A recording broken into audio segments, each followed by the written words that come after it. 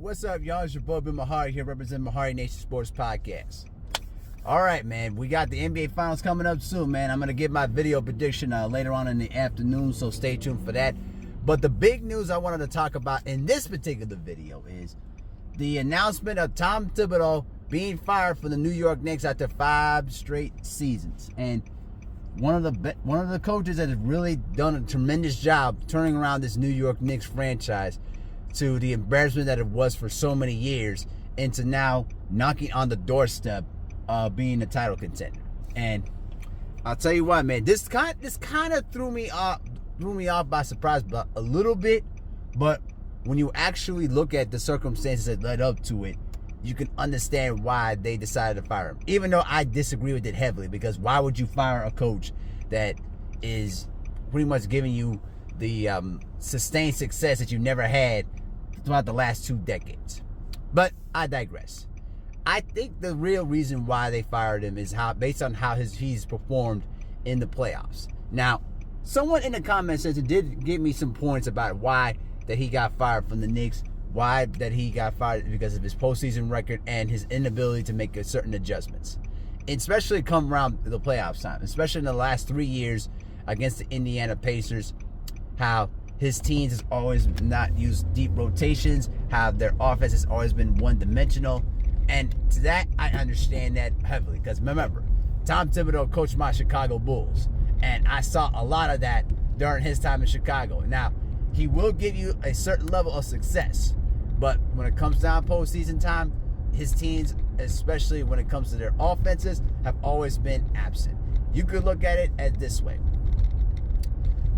Tom Thibodeau can only get you to a certain level, but then he kind of just plateaus, and it certainly shows up when it comes down to the playoff time. Now, do I agree with this fire? No, I don't. I think that you should have given him another opportunity to really right the ship of this, because considering the fact that now the Eastern Conference now is pretty much wide open now for the Knicks to take at this point, because the Boston Celtics right now, they're going to be, injury-riddled next year, and there's certainly going to be a lot of roster changes to the Celtics next year, to where this current team now may not be the same anymore. And the Philadelphia 76ers right now are still trying to figure things out. We don't know what they're going to be next year.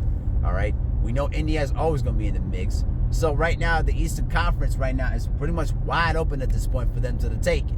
And I think that what they're looking for is another coach right now that can at least give them this necessary direction and a different voice to really, get the message to some of these players.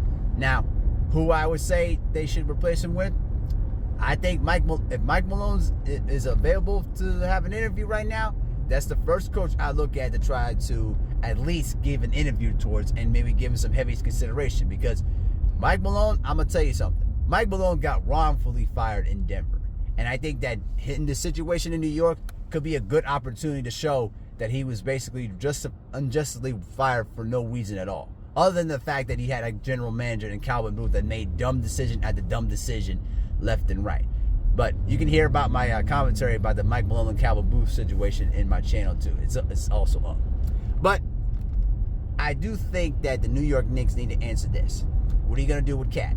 What are you going to do with certain other players on the roster that are going to be impending free agents? So I think that there's going to be a lot of people that's going to want to trade Cat. I'd say do not trade him yet.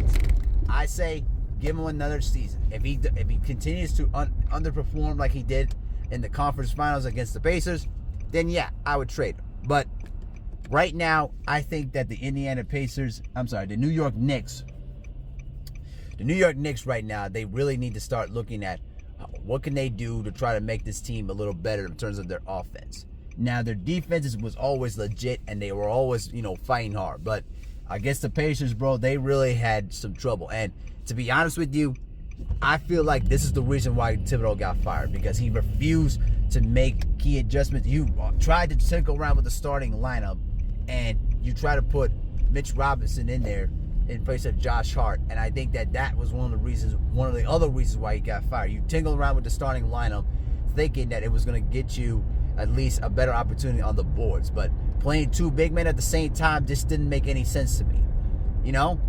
I don't know, man. I think right now the Knicks just really need to figure out, who would be a better voice for those players, and more importantly, better rotational structure for this team. I think that they need that at this particular point, because it's not fair for Jalen Brunson to pretty much carry the entire load, but then expected him to be a defensive force, which was not one of his strong points anyway.